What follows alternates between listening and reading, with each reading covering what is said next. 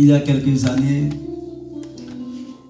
dans les années 2000, 2001, 2002, où dans la matinée, quand je lisais ma Bible pour la 4e fois, la parole m'a saisi. L'esprit de la parole. J'ai commencé à enseigner, à faire des séminaires, là où je partais dans les églises. Le fondement de la parole de Dieu.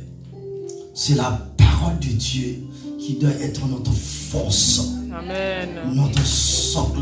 Amen. Ainsi, lorsque Jésus affirme que l'écriture ne peut être anéantie, Jean au chapitre 10, verset 35, que l'apôtre Paul écrit, toute écriture est inspirée de Dieu. 2 Timothée 3, 16, et que l'apôtre Pierre dit que c'est poussé par le Saint-Esprit.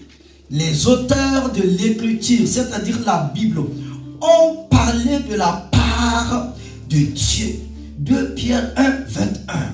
Notre cœur dit oui. Toute notre âme résonne à ce cri biblique. Le fondement de ta parole est la vérité. Psaume 119, 160. À toujours, ô Éternel, ta parole subsiste dans les cieux. Psaume 119, 89. Toute parole de Dieu est éprouvée. Proverbe chapitre 30, verset 5. Oh, alléluia. Oh, alléluia. Oh, alléluia. Père des lumières, Éternel notre Père et notre Dieu, c'est poussé par le Saint-Esprit que des hommes ont parlé de ta part. Ce matin encore, en ce culte d'adoration et de louange, je veux parler de ta part. Saint-Esprit, visite-nous. Saint-Esprit, touche-nous.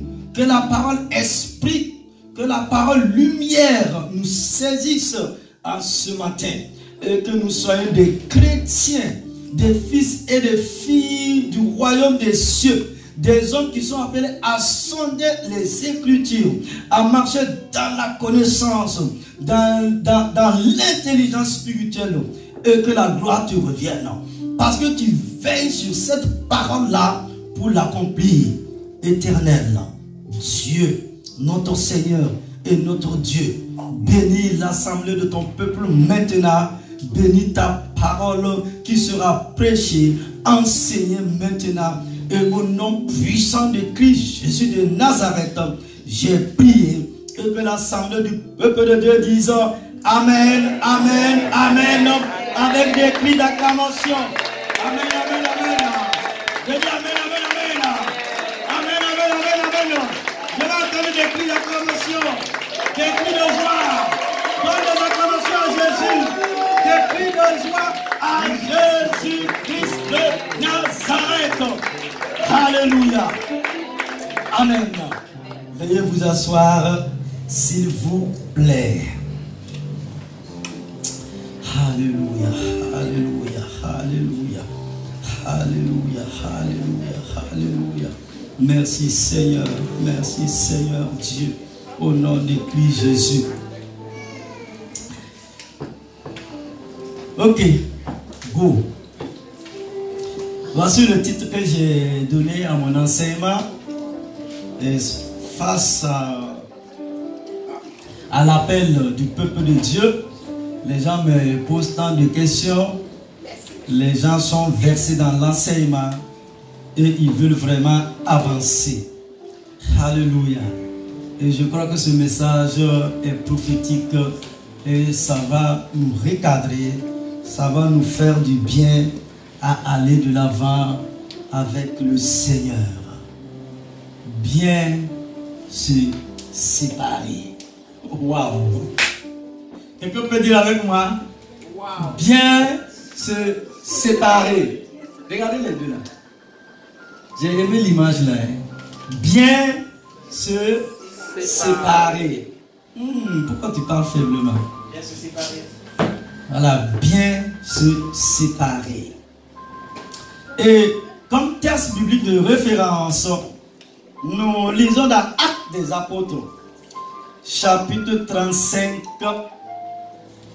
pardon, Actes des Apôtres, chapitre 15, verset 35 à 41. Actes au chapitre 15, verset 35. Et je vais lire quelques versets pour vous parce que le texte il est un peu plus long.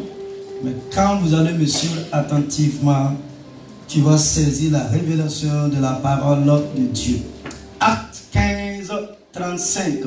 Paul et Barnabas demeurèrent à Antioche, enseignant et annonçant avec plusieurs autres la bonne nouvelle de la parole du Seigneur.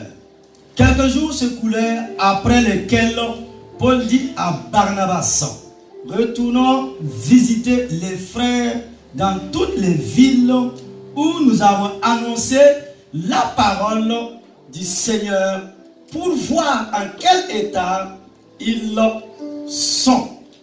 Barnabas voulait amener aussi Jean, surnommé Marc. Mais Paul jugeait convenable de ne pas prendre avec eux celui qui les avait quittés depuis la Pamphylie et qui ne les avait point accompagnés dans leur œuvre. Verset 39. Ce dissentiment fut assez vif pour être cause qu'ils se séparèrent l'un de l'autre. Et Barnabas, prenant Marc avec lui, s'embarqua pour l'île de Chypre. Paul fit choix de Silas et partit, recommandé par les frères à la grâce du Seigneur. Verset 41. Il parcourut la Syrie et la Cilicie, fortifiant les églises. Notre deuxième texte biblique, c'est dans 2 Timothée au chapitre 2, verset 24. 2 Timothée 2, 24. Or, il ne faut pas qu'un serviteur du Seigneur ait des querelles. Il doit au contraire avoir de la connaissance pour tous, être propre à enseigner, doué de patience. Notre troisième texte, Proverbe au chapitre 17, verset 14. Commencer une querelle, c'est ouvrir une digue. Avant que la dispute s'anime, la Bible dit: retire-toi. Alléluia. Quelqu'un peut acclamer la parole de Dieu?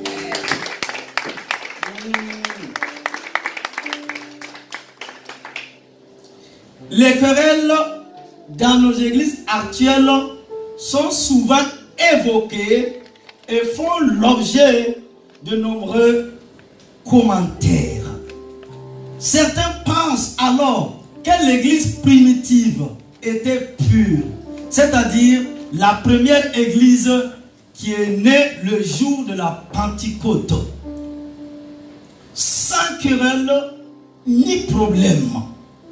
Un exemple à suivre, un modèle à recouvrer, une norme à restaurer. Nous allons voir dans l'enseignement de ce jour que ce n'est pas l'image qui se dévoile d'elle à la lecture, même rapide, du livre des Actes des Apôtres.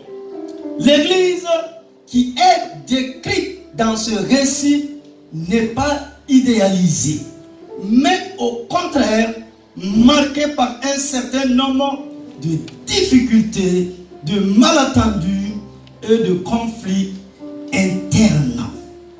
Luc, le docteur, a choisi de compter plutôt que de dissimuler des événements ne montrera pas forcément cette toute jeune église sous son plus beau jour.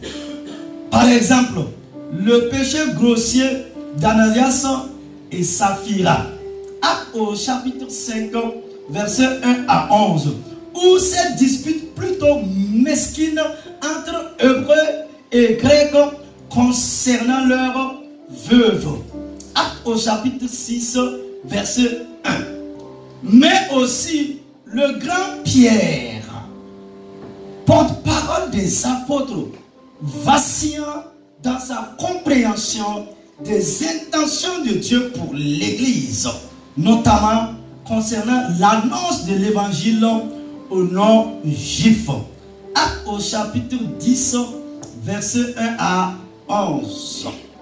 Et bien évidemment, les nombreuses disputes et divisions autour de la circoncision et du rôle de la Torah dans la vie chrétienne. Acte 11, 2. Le tout aboutissant au concile de Jérusalem, en Acte au chapitre 15. Luc n'est donc pas l'église primitive qu'il dépeint. Il ne lut en rien les difficultés rencontrées sur son chemin. Il ne parle pas non plus les grands héros de cette église, tant ceux-ci avaient aussi parfois des pieds d'argile.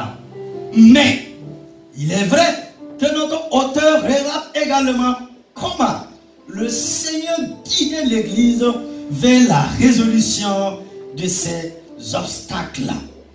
Dans ce contexte, le texte d'Actes au chapitre 15, verset 36 à 41, qui sera placé au cœur de notre enseignement du jour, sort du lot. Celui-ci est le récit d'un conflit entre deux personnages.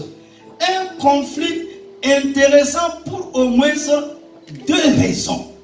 Il est intense et non résolu, ni dans cette péricope, ni dans l'ensemble du livre des Actes des Apôtres. Ceci est d'autant plus surprenant que le conflit en question n'oppose pas n'importe qui, mais les deux personnages majeurs de la mission auprès des non-juifs dans la première moitié du livre des Actes des Apôtres, Paul et Barnabas. Or, dans notre récit, leur collaboration jusqu'ici fructueuse se conclut par une rupture abrupte, soudaine et probablement douloureuse.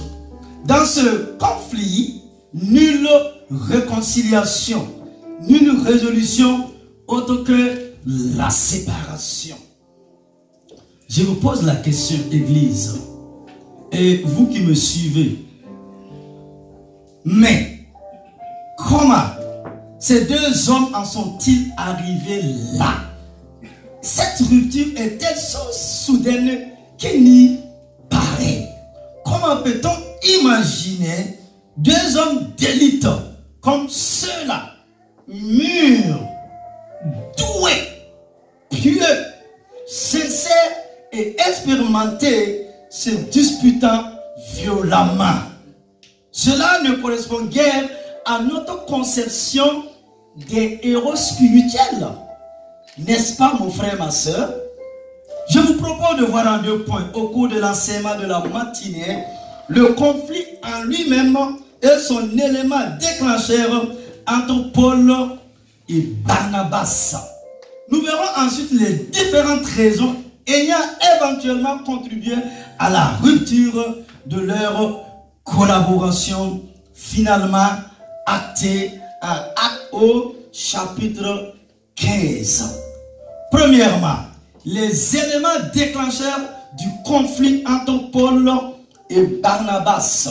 La scène d'Actes au chapitre 15, verset 36 à 41 se déroule juste après que les piliers de l'église de Jérusalem aient pris fermement position en faveur de l'accueil de tous les chrétiens dans l'église sans nécessairement qu'ils soient circoncis ou qu'ils observent la loi de Moïse.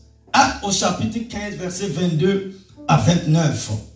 Paul et Barnabas avaient milité ensemble à Antioche, puis auprès des piliers en faveur d'un tel accueil, tant ils étaient convaincus de la justesse théologique d'une telle position. Acte 13, 44. Et tant leur voyage missionnaire avait été couronné de succès auprès des gentils. Acte au chapitre 14, verset 20 à 28. Il fut donc chargé d'un courrier qui devrait être lu à l'église d'Antioche, où des désaccords à propos de la circoncision avaient récemment vu le jour, afin d'apaiser définitivement ces mêmes tensions. Paul et Barnabas y retournèrent, accompagnés de Judas, Barsabas et Silas. Ils lurent la missive qui fut accueillie avec de grandes réjouissances et de nouvelles conversions. À ce stade du récit, tout semble aller pour le mieux dans le meilleur des mondes. Et pourtant, immédiatement après cette grande victoire pour Paul et Barnabas, un désaccord profond apparut entre les deux hommes. Nous le voyons dans les versets 36 à 41 de Actes au chapitre 15. Ce conflit et cette rupture posent un grand nombre de questions aux interprètes et historiens de la Bible. Tout d'abord, il est étonnant que le seul point, prendre ou non Jean-Marc avec eux, sur lequel Paul et Barnabas ne parviennent pas à se mettre d'accord, résulte en une telle déchirure. De plus, les lecteurs ne connaissent pas les motivations de Barnabas, lui qui était décidé à prendre aussi avec eux Jean. Pourquoi une telle assurance, un tel désir d'être accompagné de Jean-Marc? Est-ce parce que ces deux étaient cousins? Et éventuellement, même si rien dans le récit des actes ne pousse à aller dans ce sens, dans le Nouveau Testament, ce lien de parenté n'est évoqué qu'en Colossiens au chapitre 4, verset 10. Peut-être est-ce aussi parce que la mère de Jean-Marc était une figure importante et respectée de l'église de Jérusalem. C'est en effet dans sa maison que se retrouvait une partie de cette église, selon Actes au chapitre 12, verset 12. Mais là encore, rien n'indique que cela a joué un quelconque rôle. Le mystère reste donc entier. Notre récit s'attarde par contre bien davantage sur les réticences de Paul. Les raisons avancées par ce dernier sont précisées. Luc écrit en Acte 15, verset 38, que Paul estimait ne pas devoir prendre avec eux quelqu'un qui les avait quittés depuis la Pamphylie et qui ne les avait pas accompagnés dans leur œuvre. En fait, quand vous lisez la Bible, la NBS lit quelqu'un qui les avait quittés, elle aurait tout aussi bien pu traduire quelqu'un qui les avait abandonnés ou désertés. En effet, c'est le même terme, mais dans un sens religieux que Luc utilise dans son évangile pour évoquer ceux qui succombent au moment de la tentation, qui commettent l'apostasie. Luc au chapitre 8, verset 13. C'est donc un terme très fort que Paul utilise ici. Selon lui, Jean-Marc les avait ni plus ni moins abandonnés, c'est-à-dire laissés tomber. Mais pour Paul, si cela était si grave, c'est probablement parce que Jean les avait abandonnés dans leur œuvre. En effet, Jean a quitté le navire, l'œuvre missionnaire, alors même que l'Esprit Saint les y avait envoyés. Selon Actes au chapitre 13, versets 4 et 5. La Bible dit ceci. Eux donc, envoyés par l'Esprit Saint, descendirent à la Cilicie, et de là ils embarquèrent pour Chypre. Arrivés à la Salamine, ils annonçaient la parole de Dieu dans les synagogues des Juifs. Ils avaient Jean comme auxiliaire. Pour Paul, quitter la mission sans que les lecteurs connaissent.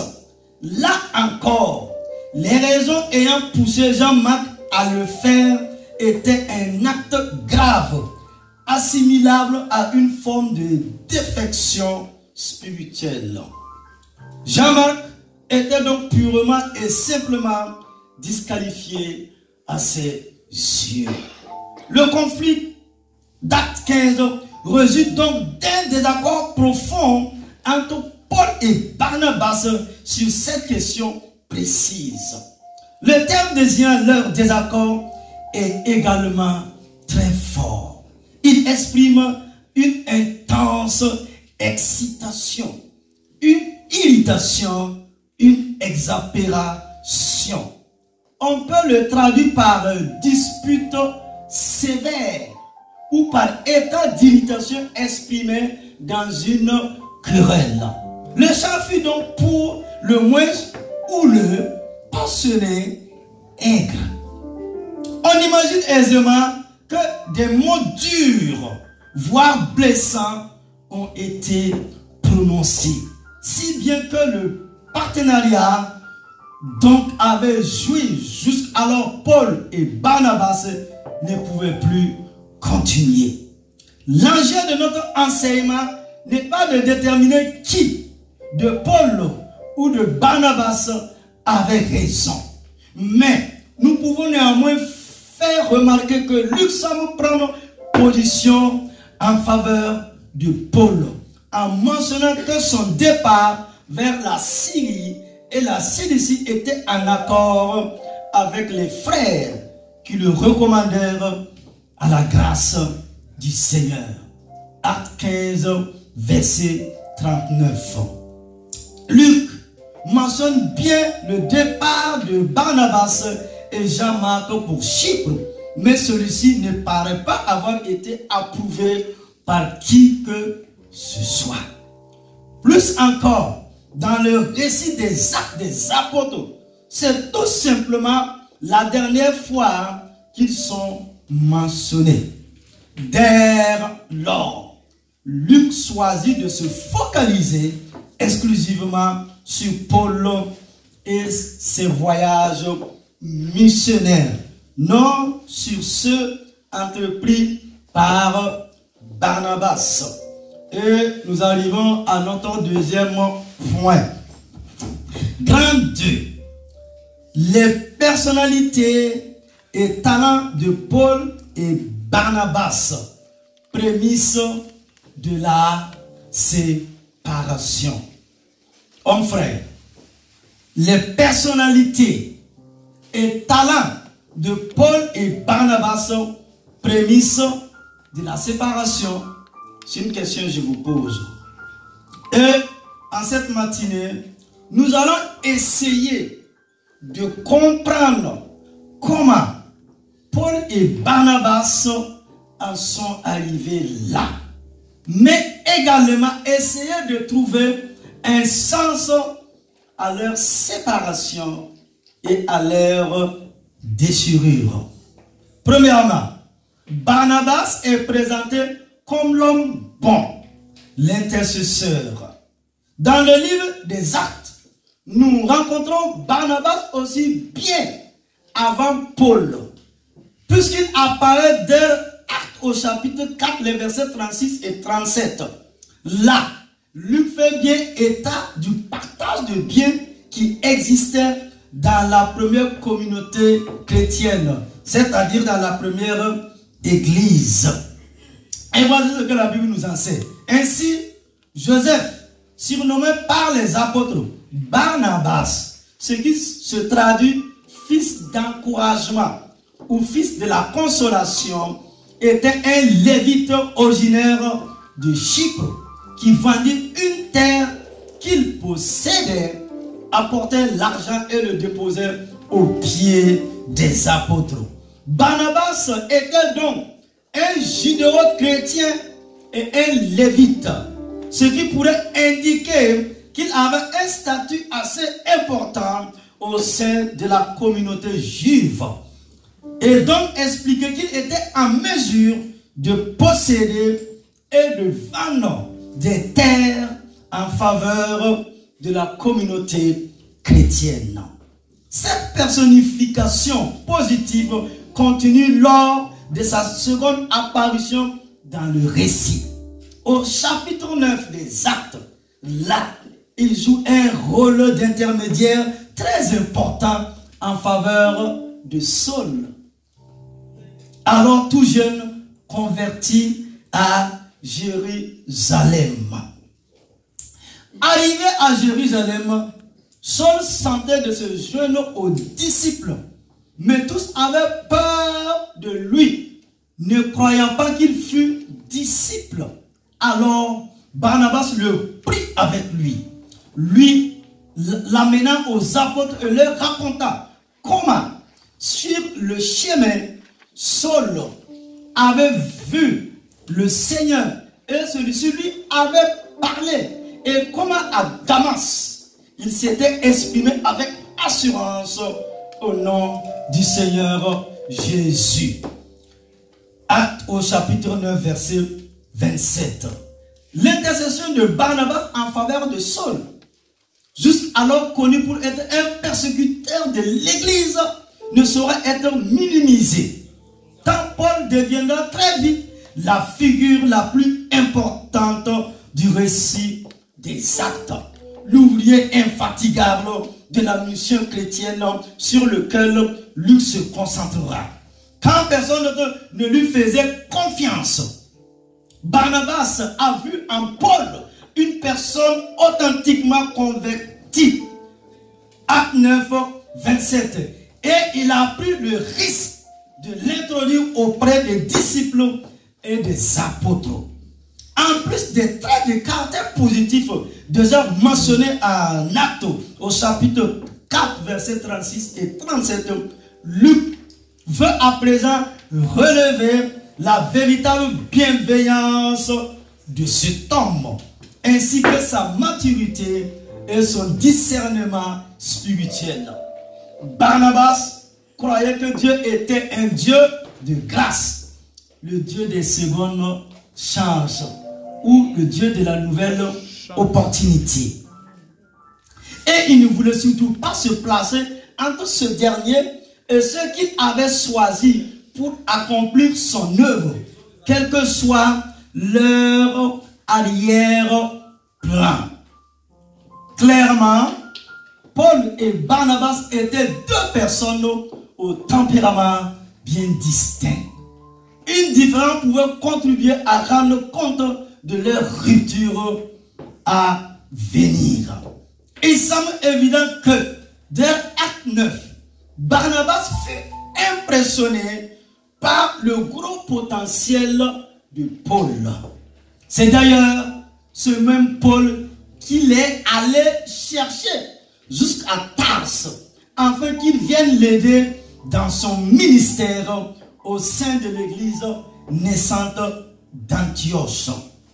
La bonne nouvelle, l'évangile était en effet arrivé jusque-là. Et nous dit Luc, en Actes au chapitre 25, en Actes au chapitre 11, versets 25 à 30.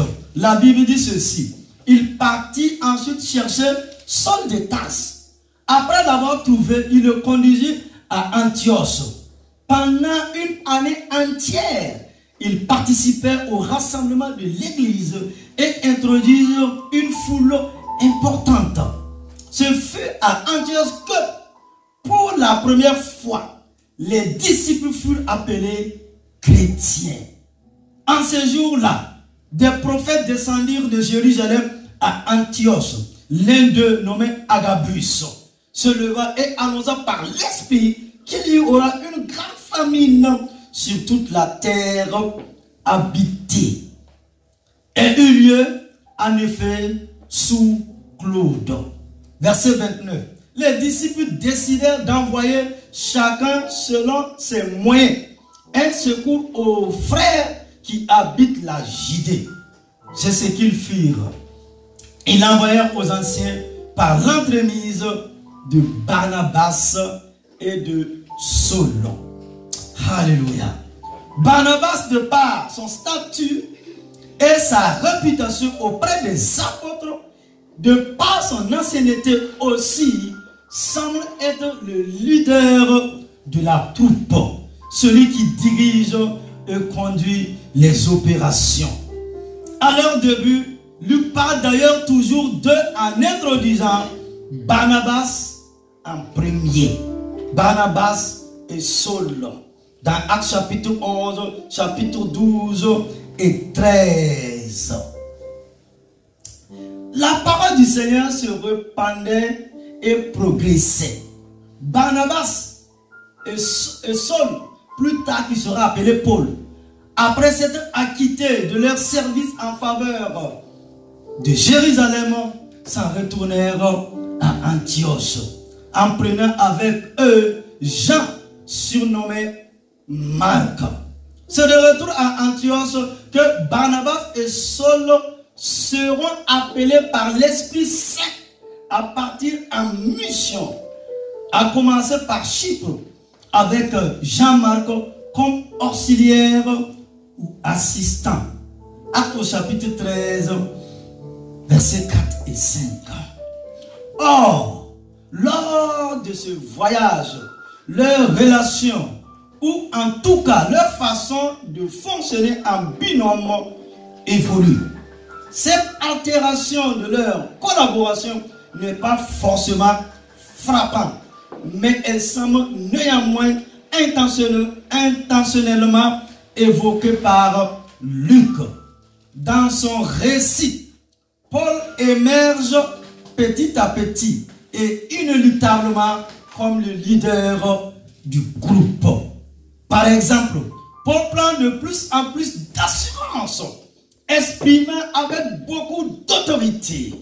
Ainsi, sur l'île de Paphos, c'est lui qui reprend sévèrement le mage Élymas qui s'opposait à eux. Actes au chapitre 13, verset 8. Et j'aimerais vous lire ce texte. Actes au chapitre 13, à partir du verset 8. Mais Élymas le magicien, c'est en effet ce que signifie son nom, s'opposait à eux et chercha à détourner le gouverneur de la foi. Verset 9 de Actes au chapitre 13. Alors, Saul, appelé aussi Paul, rempli du Saint-Esprit, fixa les regards sur lui et dit: homme plein de toutes sortes de ruses et de méchanceté, fils du diable, ennemi de toute justice, ne vas-tu pas cesser de pervertir les voies droites du Seigneur? Maintenant, voici que la main du Seigneur est sur toi. Tu seras aveugle et pour un temps, tu ne verras pas le soleil. L'obscurité et les ténèbres tombaient immédiatement sur lui et il se tournait de tous côtés en cherchant quelqu'un pour le guider. Quand il vit ce qui était arrivé, le gouverneur crut, frappé qu'il était par l'enseignement du Seigneur. Paul et ses compagnons embarquèrent à Paphos pour se rendre à Perge, en Pamphylie, mais Jean se séparait retourna à Jérusalem. Pause. Yes. C'est la dernière partie du verset qui nous intéresse. Il dit, mais Jean se sépara d'eux et retourna à Jérusalem. Alors qu'un miracle vient de se produire. Quelqu'un qui s'opposait à l'évangile. Il y a toujours des hommes comme ça qui s'opposent que nos familles soient sauvées par l'évangile de Christ Jésus. Et nous devons prendre position pour la cause du royaume des cieux.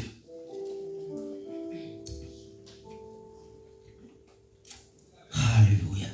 Or, juste après cet événement, cette puissante prise de parole accompagnée d'un prodige. Comme je vous ai parlé vendredi, les signes et les prodiges. Oh, alléluia. La puissance d'en haut. Il y a une puissance d'en haut qui combat les œuvres des ténèbres dans ta vie, les forces maléfiques, démoniaques et sataniques, pour que tu puisses vivre la réalité de la puissance de Dieu, pour que tu puisses marcher avec le Seigneur, pour que tu puisses œuvrer pour le royaume de Dieu. Oh, alléluia. Pour que tu puisses entrer dans ton bel avenir. Alléluia. Je ne vais pas revenir sur le message du vendredi. Je ferme la parenthèse. Alléluia. Or, juste après cet événement, cette puissante prise de parole, accompagnée d'un prodige, lui permet, l'ordre soit dit sous l'apôtre, mentionner les noms de nos deux compères. Dès lors, dans son récit, c'est presque toujours en disant Paul et Barnabas. C'était Barnabas et Paul, Barnabas et Paul, Barnabas et Paul. Hein? Maintenant c'est devenu Paul et Barnabas, Paul et Barnabas, Paul et Barnabas. Oh, alléluia, je prie que Dieu chante ta situation. Afin que le feu de l'esprit puisse te saisir. Tu vas servir Dieu. Alléluia.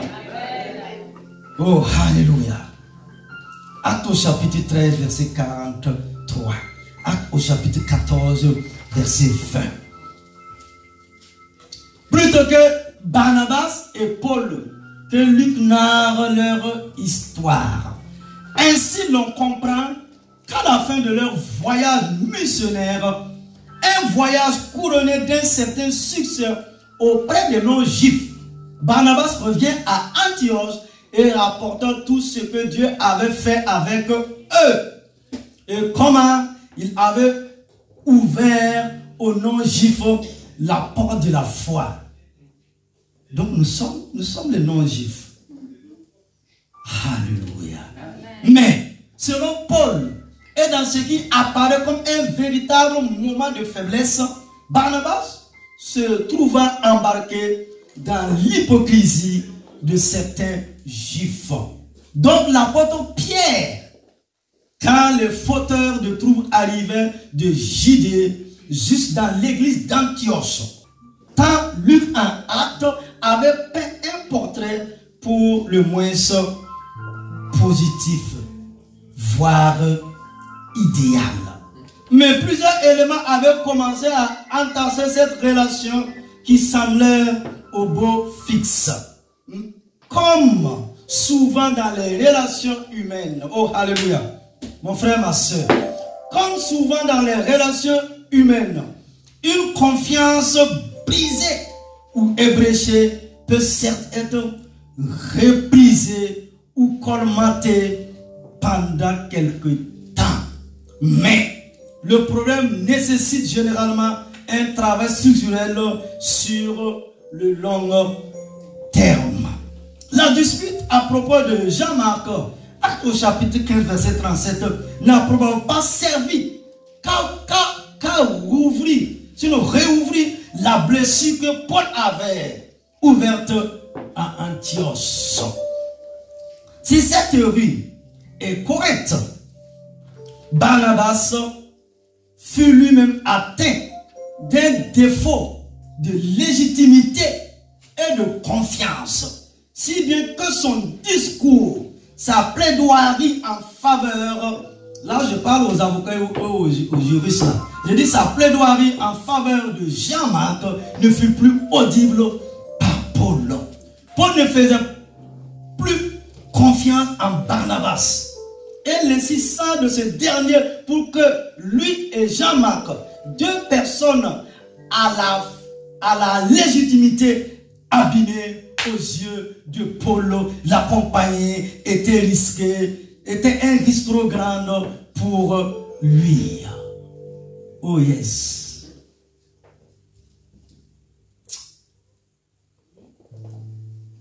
Alléluia. Alléluia.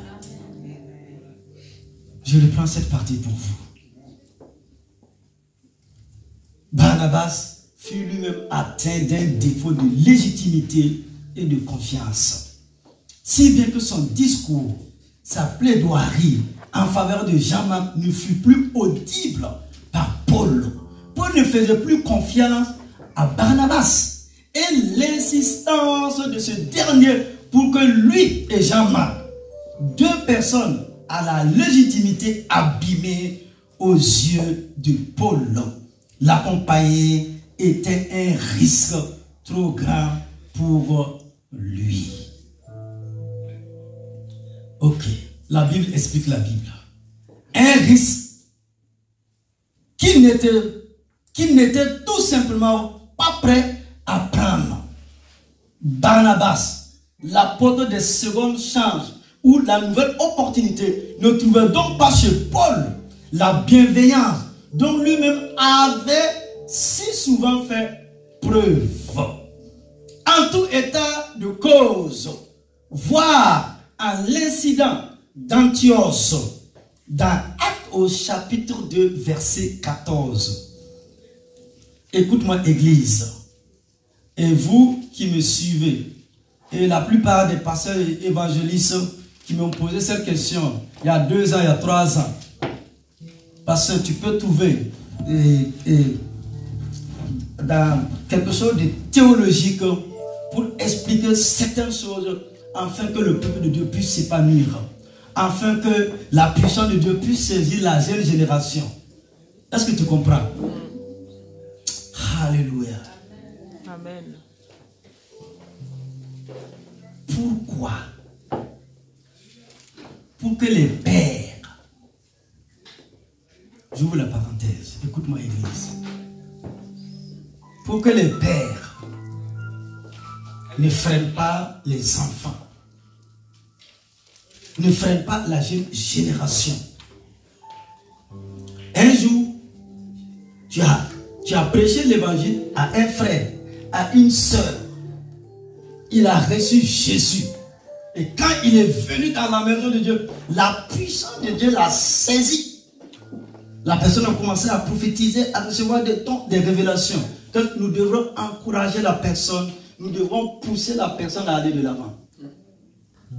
Mais ces dernières années, de ces livres-là, j'ai regardé, voilà. J'ai plus de 1000 volumes, mon frère. Tous les jours, moi, je lis. Donc, les gens me disent, ah, c'est vrai, on doit honorer les pères spirituels.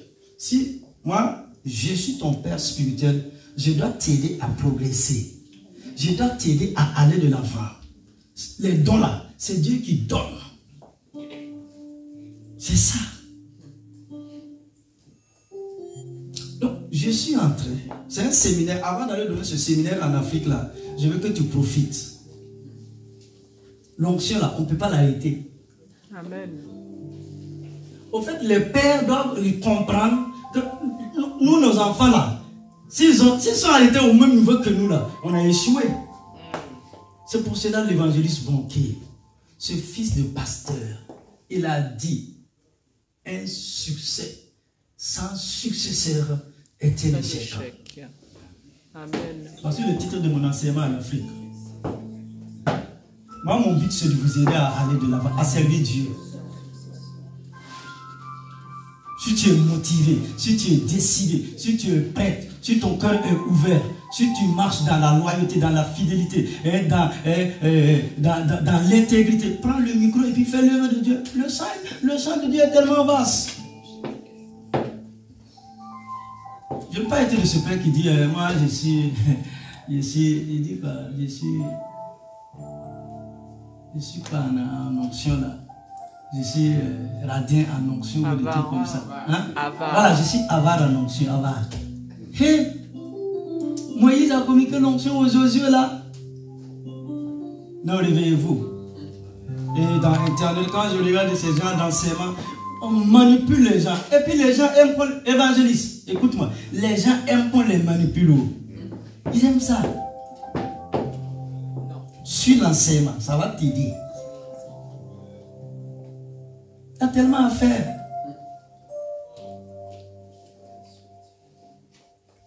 Il y a tellement de malades à prier pour eux là. Moi, je ne peux pas. Nous tous ici là, on ne peut pas. Il faut d'autres encore pour étendre le royaume de Dieu. Voici le secret de l'évangile. Voici le secret de l'église. Regardez deux figures. Lisons dans Actes au chapitre 2. Verset 11. Vous allez comprendre quelque chose. Des hommes, c'était des héros. Ils avaient des pieds d'argile. Alléluia, j'aime la parole de Dieu. Quelqu'un peut dire avec moi, j'aime la parole. J'aime la parole. J'aime la parole. J'aime la parole. Alléluia. Galates au chapitre 2, verset 11 à 14. Mais, lorsque Pierre est venu à Antioche, je me suis ouvertement opposé à lui parce qu'il était condamnable. En effet, avant la venue de quelques personnes de l'entourage de Jacques, il mangeait avec les non-juifs. Mais après leur arrivée, il s'est esquivé et s'est tenu à l'écart par crainte des circoncis. Verset 13. Les autres juifs ont pratiqué avec lui ce double jeu, de telle sorte que même Barnabas a été entraîné dans leur hypocrisie. Verset 14. Quand j'ai vu qu'il ne marchait pas droit, qu'il ne respectait pas la vérité de l'évangile, j'ai dit à Pierre devant tous, si toi qui es juif, tu vis à la manière des non-juifs et non à la manière des juifs, pourquoi veux-tu forcer les non-juifs à se comporter comme des juifs? Alléluia. Voilà un des catalyseurs de la rupture entre Paul et Barnabas est historiquement tout à fait plausible. Nos deux apôtres ont tout simplement laissé les choses s'envenimer sans tenter, avant que cela ne soit trop tard, d'éradiquer les racines de leur mal en devenir. Dans un ministère autant couronné de succès, dans une mission si chargée et palpitante de par tout ce que Dieu accomplissait en eux et par eux, il n'était pas étonnant que nos deux compères n'aient pas perçu le danger qui les guettait avant qu'il ne soit trop tard. Troisièmement, quelle leçon tirer de ce conflit dans nos relations à l'église?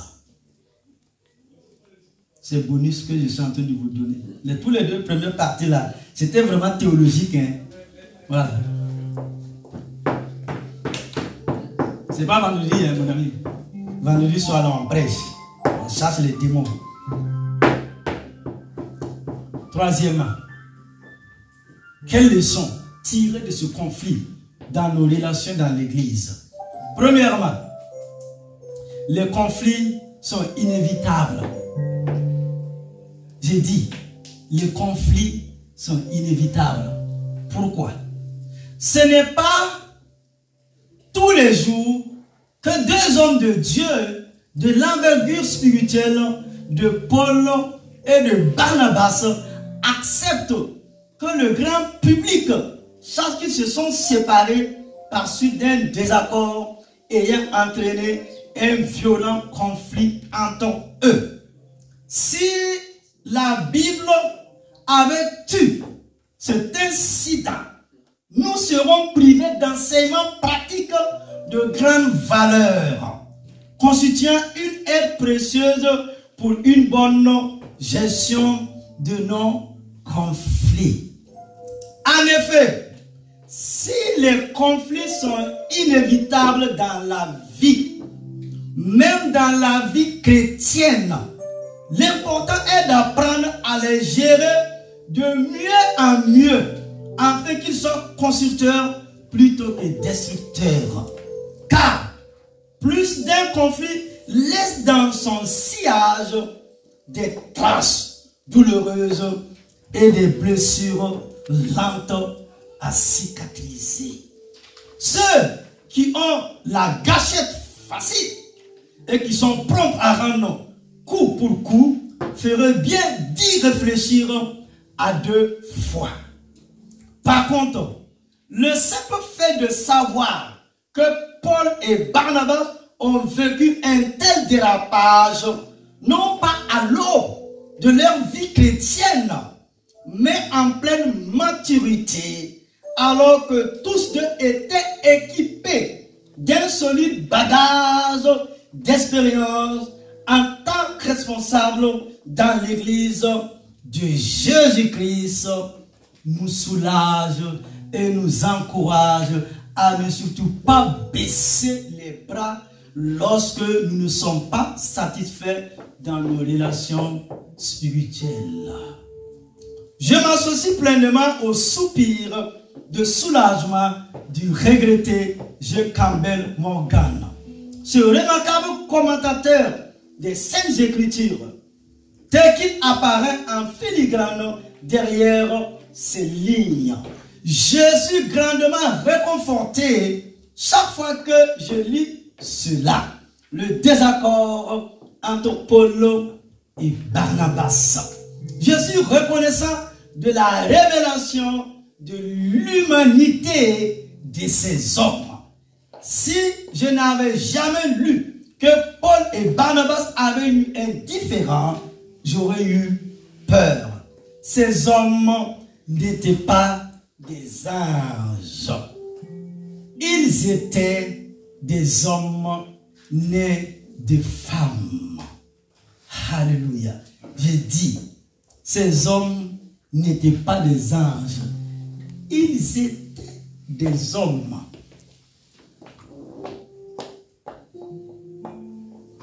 Je dis, les gens aiment dire, évangéliste, moi j'aime pas les conflits, j'aime pas les problèmes, j'aime pas les histoires. Donc moi, je ne vais plus à l'église, je vais aller m'asseoir sur moi à la maison. Je vais te répondre tout de suite. Vous là, je parle aux hommes mariés, je parle à tout le monde. Et vous qui nous suivez là,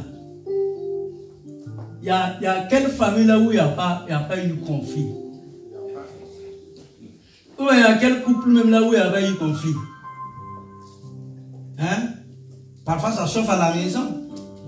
C'est chaud dans la chambre. Mais quand on sort là, on fait bisous et puis voilà quoi, on marche. On est hypocrite. Hein?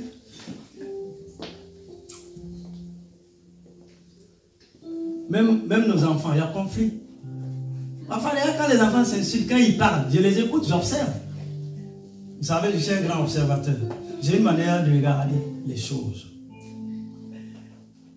Donc, dans la première église là, regardez, 2 hommes évangélistes, 2 hommes, 2 grands hommes.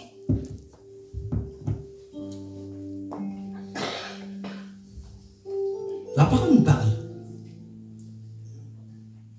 Dans votre travail, je suis désolé, il y aura conflit. Mais il faut savoir gérer. Comme disait un de nos présidents africains, le dialogue. Il faut savoir discuter. Il faut savoir parler. Il faut savoir dire la vérité à l'autre. Il faut savoir honorer l'autre à sa juste valeur. Le foyer familial. Ça veut dire l'homme doit être comme ça, la femme doit être comme ça. Les enfants aussi. Pour éviter tout ce qui est conflit.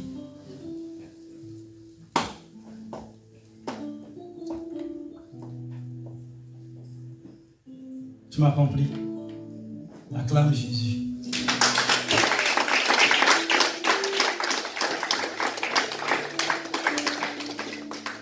Deuxièmement, nous devons apprendre à bien gérer nos désaccords.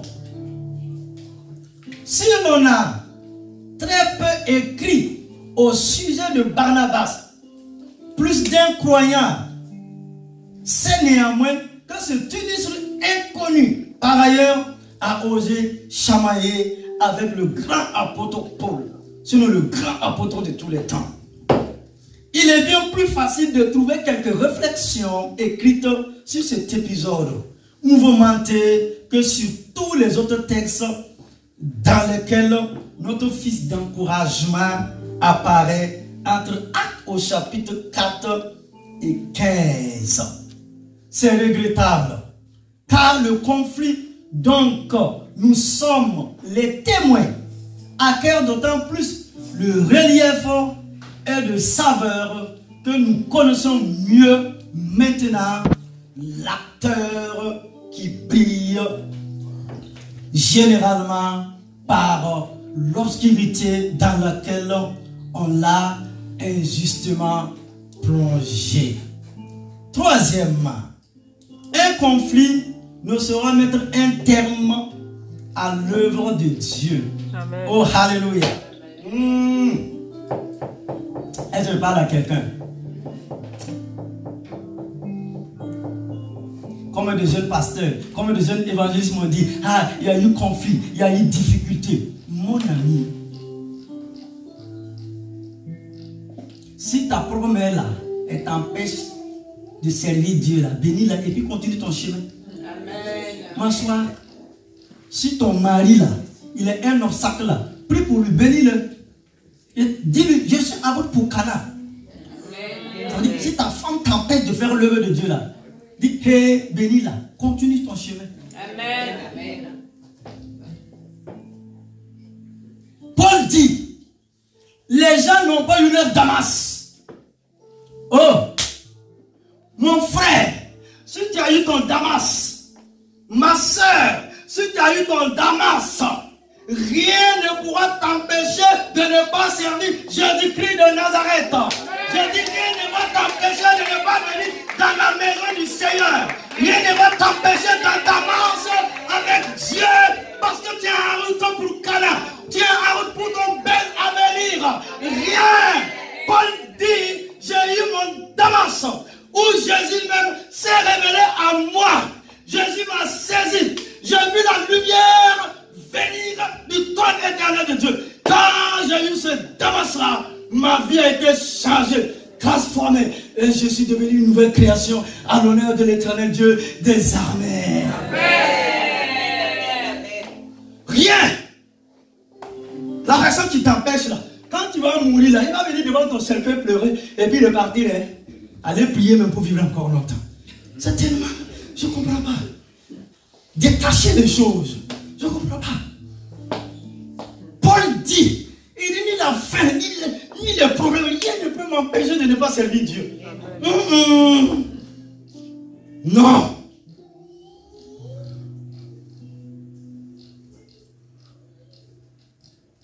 Que Dieu nous aide à aimer Dieu, à nous servir. Nous devons être décidés de suivre Jésus. Toujours, toujours.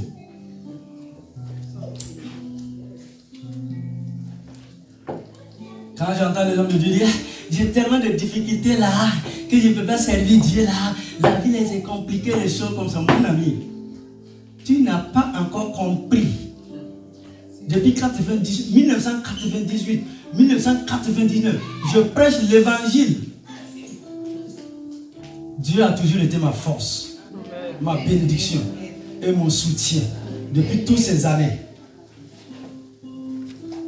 Je suis partisan assurance.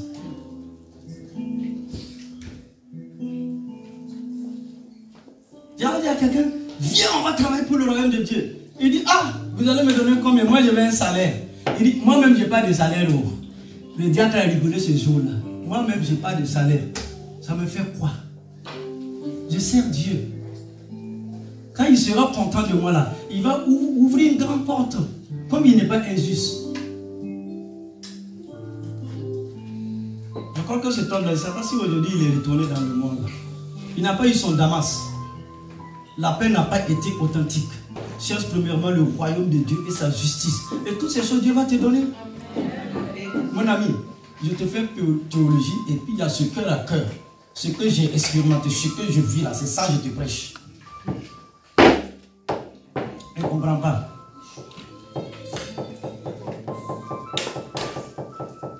Il faut aimer Jésus. Tant que, je reviens, tant que tu n'as pas aimé Jésus plus que ta femme, tant que tu n'as pas aimé Jésus plus que tes enfants, tant que tu n'as pas aimé Jésus plus que toi-même là, ma Bible me dit tu n'es pas digne du royaume des cieux.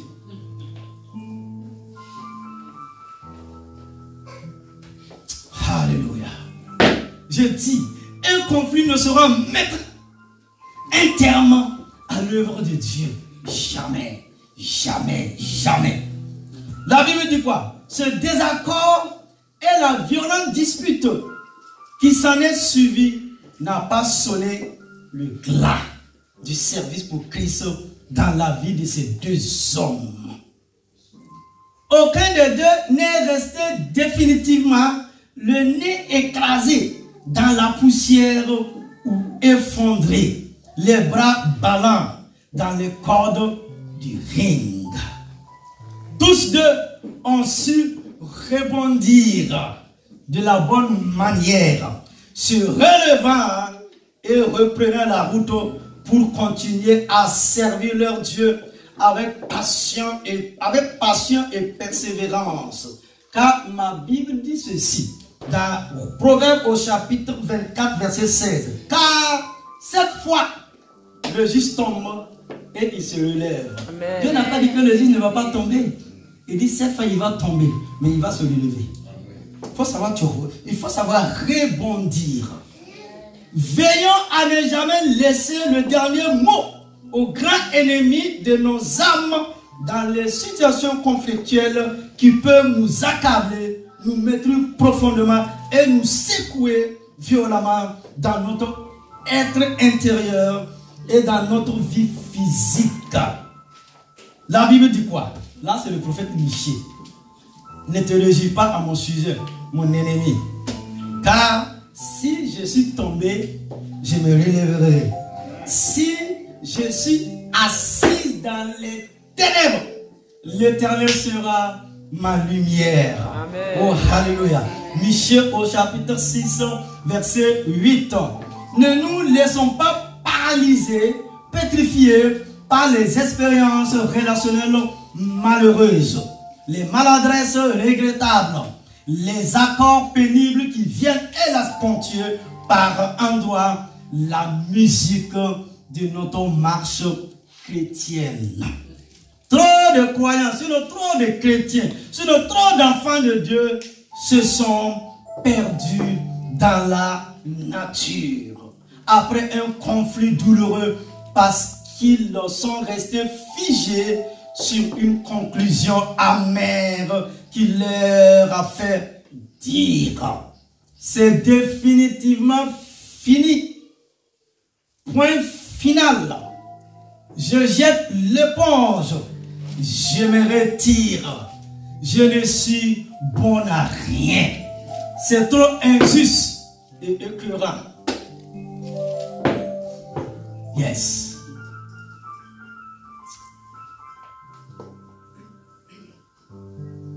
Je jette l'éponge. Je me retire. C'est injuste, hein? Regardez-moi. C'est injuste, hein?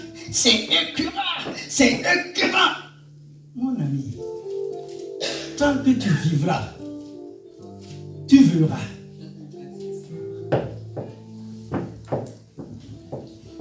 Ne laissons pas nos blessures nous malmener du matin au soir, mais confiez-la à la main douce et au baume apaisant et guérissant de notre divin médecin. Amen. Mon ami, tu seras manipulé, tu seras trahi, tu seras trompé, on va cracher sur toi.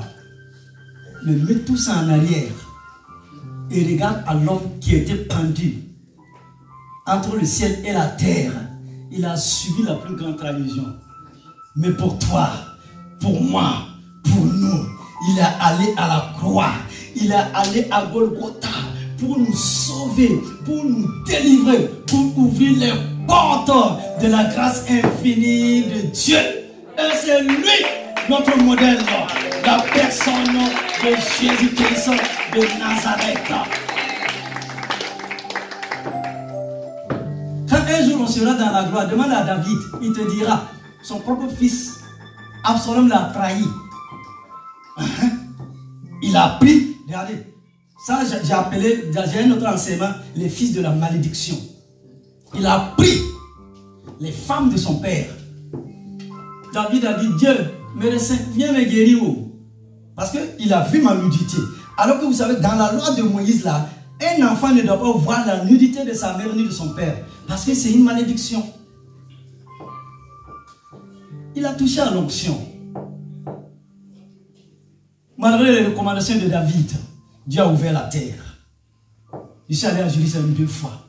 On va te dire, regarde de ce côté-là, ce cimetière qui est là, là. Voici la tombe d'Absalom.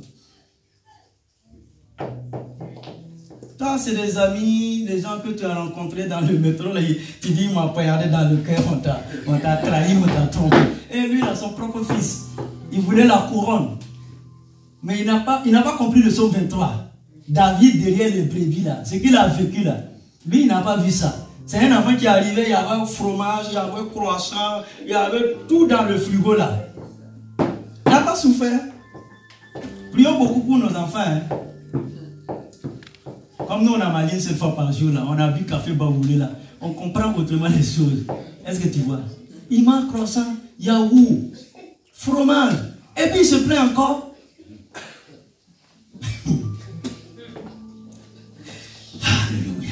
Seigneur, aide ton église. Oh Seigneur, aide-nous à nous relever. Car nous sommes dans les derniers jours. Et Satan nous manipule. Le seul vainqueur doit être Dieu. Dans l'affaire de Paul et de Barnabas, là, le seul vainqueur doit être Dieu. Cela veut dire quoi? Gardons-nous de ces calculs mesquins et sordides qui consistent trop souvent dans l'arène surchauffée de nos disputes coupables, à compter les points dans le but malsain de proclamer un vainqueur et un vaincu. Voilà. Les enfants veulent avoir raison, la maman veut avoir raison, l'homme veut avoir raison, et il y a problème. Qui a dit c'est ça? Tu as combien d'enfants, toi? Tu es marié? Comment ça commence? D'accord. Tu auras ton damaso. Après le passage des bisous là, il y a une autre fille là. Les femmes connaissent ça, hein? Oui. On dirait qu'on ne s'est jamais rencontré, on ne s'est jamais fait bisous. Hein? Oh, Seigneur. Saint-Esprit. La grâce et le pardon libérateur et réconciliateur de Dieu soit toujours les sept triomphateurs dans ces joutes regrettables, afin que ces mots, le Seigneur tire finalement le meilleur bien pour sa gloire. Nous avons un Dieu souverain et prodigieux en puissance et en grâce, qui excelle dans l'art de retourner les situations les plus catastrophiques à son avantage lorsqu'il trouve devant lui des cœurs humiliés, plaidant coupables et affamés de pardon et de restauration.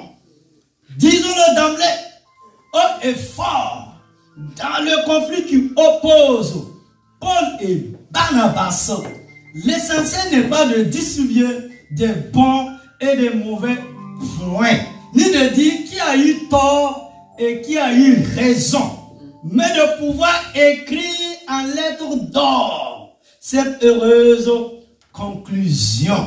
Dieu a eu raison de tous les deux. Amen. Alléluia. Amen. Il dit Dieu a eu raison de tous les deux. Amen. la gloire. La façon dont certaines personnes ruminent les séparations passées peuvent être stupéfiantes. Heureusement, toutes les séparations ne se terminent pas de façon tragique. Certains séminaires réputés ont été fondés dans le creuset d'un conflit. Et certaines églises réputées ont été créées à partir d'une affreuse division. Jamais il n'est trop tard pour prendre un nouveau départ. Oh. On a voulu nous enterrer, mais ils ont oublié que nous étions des graines. Amen. Alléluia. Cet homme, faut pas mélanger. Cet homme, il s'appelle Philippe Mélenchon. C'est pas Mélenchon, hein. Mélenchon. Qui a beaucoup tempéré le bouillon Luther, a émis cette formule judicieuse. Pour les points essentiels, l'unité. Et pour les points secondaires, la liberté. En toutes choses, la charité ou l'amour. Amen. Alléluia. Il y a les points essentiels et il y a les points secondaires. À ce moment, nous devrons... Il y a des choses même là. On laisse le ciel parler. Allons à l'essentiel. Vendredi, j'ai dit, le royaume de Dieu ne consiste pas en paroles. C'est Paul. C'est la puissance de Dieu qui guérit, qui délivre, qui opère des miracles. Le royaume de Dieu, là, c'est pas bavardage. C'est la puissance de Dieu pour opérer un miracle dans nos familles, dans nos vies.